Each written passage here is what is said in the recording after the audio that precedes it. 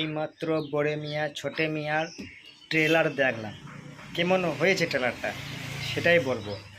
দেখুন, প্রথমেই ট্রেলারটার বিষয়ে কথা বলি। ট্রেলারটা আমাকে মোটামুটি লেগেছে, খুব ভালো লাগেনি। ঠিক আছে, এটা হলো প্রথম কথা। দ্বিতীয় কথা, টাইগার শ্রফের সাথে অক্ষয় কুমার যায় না, যাচ্ছেই না, মানাচ্ছে না ওনার। টাইগার শ্রফের সাথে যদি ঋত্বিক রোশন হতো তাহলে ভালো লাগতো, কিন্তু অক্ষয় কুমারের সাথে টাইগার শ্রফের সাথে অক্ষয় কুমার, এটা মানাচ্ছে না, যাচ্ছে না। এটা আমার মনে হলো। এবারে ট্রেলারটা যেটা দেখলাম, প্রথম থেকে লাস্ট পর্যন্ত যেটা বুঝলাম, মাস এন্টারটেনমেন্ট মুভি হতে চলেছে। বুঝতে পেরেছেন? মানে অ্যাকশন ধামাকাদার মুভি হতে চলেছে।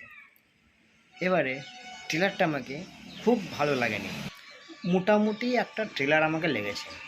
হ্যাঁ, একটাই ভালো লাগলো, টাইগার শ্রফের অ্যাকশনটা, তারপরে অক্ষয় কুমারের অ্যাকশনটা, এটা ভালো লেগেছে। যেভাবে অ্যাকশন করছে এগুলো ভালো লেগেছে। তারপরে লাস্টে যেটা দেখলাম যে একটা বন্ধু, দুজন বিশাল বন্ধু, তারপর শত্রু হয়ে গেল, এই যে বিষয়টা, তারপর অ্যাকশন করছে দুজনা, এই বিষয়টা, এটা আমাকে খুব ভালো লেগেছে। আর দুজন বন্ধু শত্রু হয়ে গেল, এটা সালারেও কিন্তু, মানে প্রভাস আর প্রভাসের বন্ধু, দুজন বন্ধু কিন্তু একসময় শত্রু হয়ে যাবে, ওখানেও দেখানো হয়েছে। আর এখানেও সেই সেমটাই দেখানো হচ্ছে।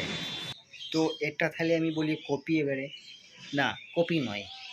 এটা কেমনভাবে শত্রু হলো, হয়তো একটা জায়গাতে আটকে পড়েছে, গুন্ডা এদেরকে আটকে রেখেছে, সেখান থেকে বেরিয়ে আসার জন্য দুজনকে মারছে, এটাও হতে পারে, তাই না?